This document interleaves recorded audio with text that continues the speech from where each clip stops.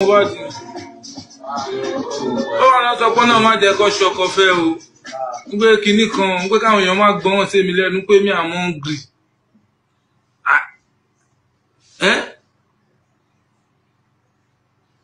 ẹ gbà mí kí ló mú ẹ wá sọ̀rọ̀ náà kí ló mú ẹ ti ẹ̀ bọ́ta náà ẹrù ọba ẹni Lavish ṣé you know the why she come out Lavish Mula kí ló tọ́ ọmọ yẹn ṣe bọ́ta wá ṣe voice note. You gotta go back. You have to go back. What butter? What butter? And I can't fully know who I am until I know what my story is. Musoro, I dey talk, you dey talk. You won't call it. I dey talk, you dey talk. Do you even know this guy is my friend? Do you even know?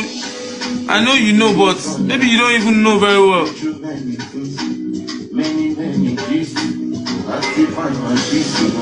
Oh, you like say me I know they see. Like say I know. Because don't fit pa Mohbad in here. But they go ma ṣe bí pé you see. So you got to fi pa ọmọ lọ́mọ ní pé because they do like say you know they see. They do like say you know they hear. Tó bá jẹ́ wọ́n see bóyá ń see yẹn wọ́n sọ fún yín pé I dey see you, I dey hear you.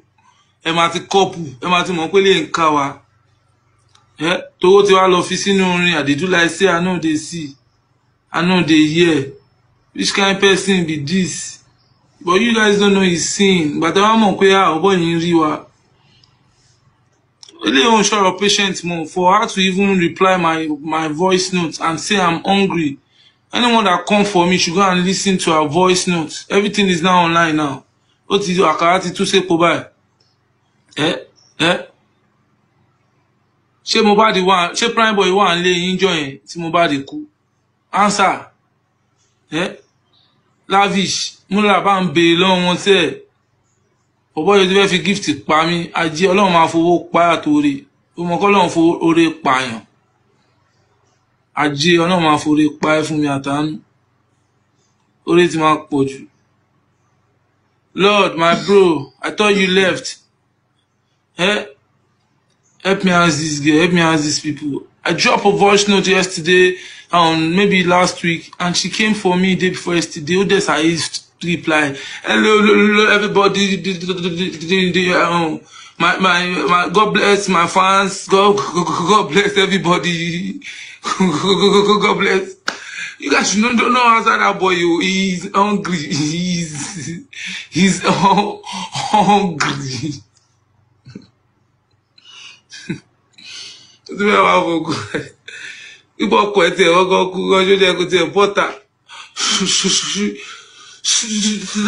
guy killed my friend, he killed my husband. He thought about his director. Oh boy, I don't need to play the voice note, I don't need to play it. I'm all caution.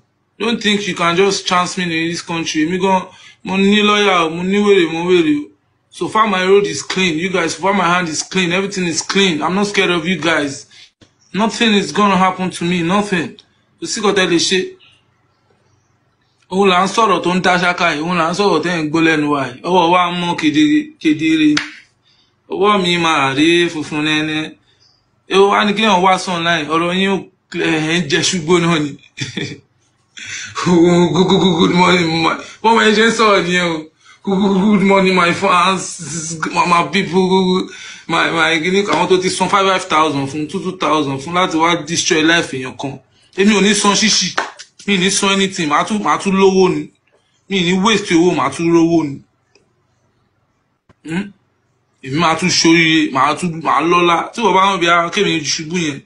All my very shattered and family. Wọ́n wá sọ́n náà ń ká lólò fẹ́ burúkọ tèmi jẹ́ Yorùbá náà ló ń dé bá dákẹ́ tara bá dákẹ́ good morning ladies and gentlemen. As you guys know me, thank you for helping me and my daughter. Thank you for helping me and my son. For everything I've been doing for my son. Son. I really appreciate everything you be doing for my son.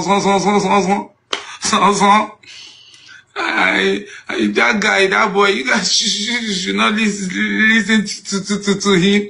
He's hungry. He's hungry. As you guys know, he's hungry.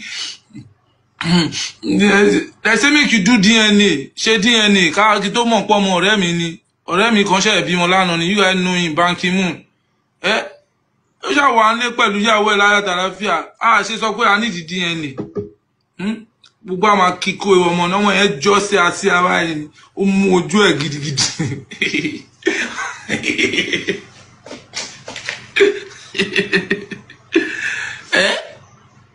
DNA yẹn jẹ́ àṣẹ tá bá ti ṣe DNA. Èmi gan sìn máa dúró bí orúkọ yẹn ṣẹ̀ṣẹ̀ máa rù mí ni. Uncle. Uncle ṣẹ̀ṣẹ̀ máa rù mí ni. Ta ló fẹ́ pè mí lọ́nkù? Kí ni ká ti gbọ́? Good morning, everyone. Happy new week. Oh, you guys, everybody is right. Olórí burúkú lọ́wọ́ ẹ̀dẹ́. Mo ti mọ̀ tẹ́lẹ̀, ó kàn máa ṣe sí ni.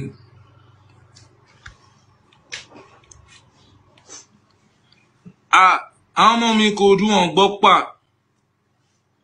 Ẹ wá rẹ́ǹtì lé Kòòdú ni ẹ ṣe ni ẹ̀yin tẹ wá rẹ́ǹtì lé Kòòdú. Tálẹ̀ mọ̀ nú ayé, ó dá tálẹ̀ ti mọ̀. Tálẹ̀ mọ̀. Mo fẹ́ mọ̀ ẹni tẹ mọ̀.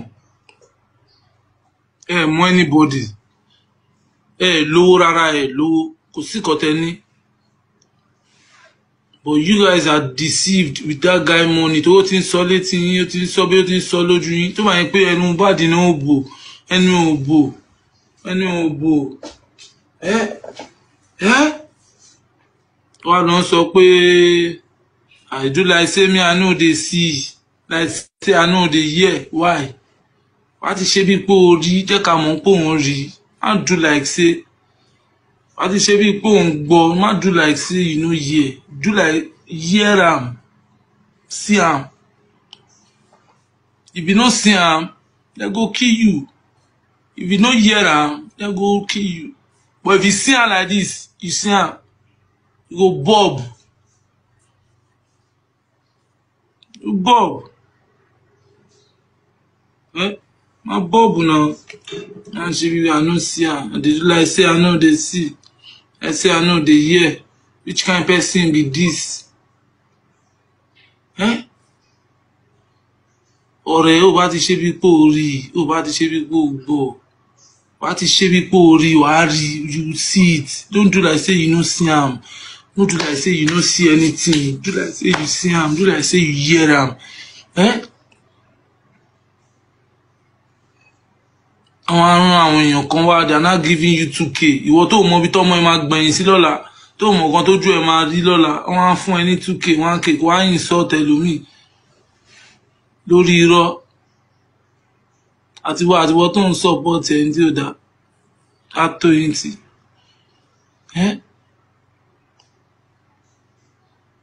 Record me very well. Later you need record me. Record me, I don't give a fuck. There is nothing I do now that to private mo to bo mo. So si ko ta ṣe mo to bo mo now. Kí la ṣe tó bò kò sí. So record me. I came on live to just say the kinikan, there is kinikan. Wọ́n sọ pé ṣé fẹ́ sọ fún mi pé celeb máa fi cctv sílé kò ní ṣiṣẹ́ ni. Wealth. Ṣé wọ́n lè fix camera kó máa ṣiṣẹ́. Tó dẹ̀ mọ̀ pé lówó ni ẹ́, ọlọ́rọ̀ ni ẹ́, onílé mọ́tò, onílé, ó tún náwọn èèyàn ńlé. Ó wá ní ra cctv camera ó fi ṣe fashion. Níbo, who does that? Tó bá jẹ́ bẹ́ẹ̀ yín ṣe ń ṣe lé yín ni ẹ máa ṣe lọ. Ẹ lọ máa fi cctv camera ẹ fi máa ṣe fashion sílé. Ẹ máa fi cctv camera ẹ fi máa ṣe kíni? Ẹ máa fi ṣe fashion. Wọ́n ní ibo lèmi ti rí cctv. Ó wà náà sọ pé